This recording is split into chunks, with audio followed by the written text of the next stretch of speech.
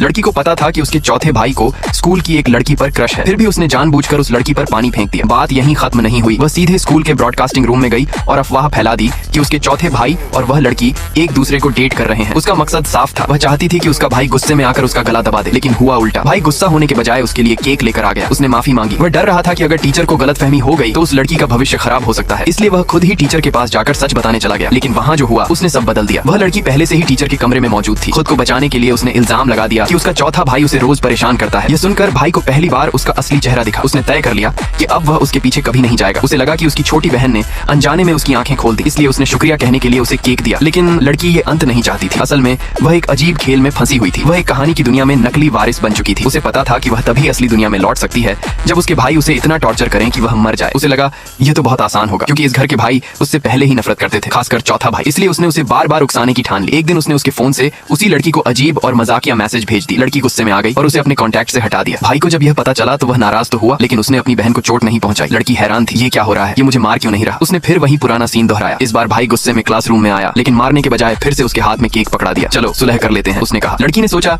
शायद इस बार केक में जहर होगा। उसने गुस्से में एक टुकड़ा खा लिया, लेकिन कुछ नहीं हुआ। वह टूटने लगी थी। भाई का व्यवहार अब पूरी तरह बदल चुका था। वह उसके साथ नरमी से पेश आने लगा, उसकी चिंता करता, उसका ख्याल रखता। लड़की झुंझलाकर बोली, तुम पागल हो गए हो क्या, जल्दी करो, हमारा रिश्ता ऐसे खत्म नहीं हो सकता। लेकिन भाई सच में बदल चुका था। ये देखकर उसने सोचा अगर चौथा भाई नहीं तो कोई और सही। इस बार उसने अपने सबसे सख्त और बेरहम बड़े भाई को उकसाने का फैसला किया, लेकिन कहानी ने फिर मोड़ लिया। अगले ही दिन बड़ा भाई रहस्यमयी हालात में मर गया। अब सवाल ये था, क्या सच में वह कहानी को कंट्रोल कर रही थी या कहानी उसे अपने हिसाब से चला रही थी।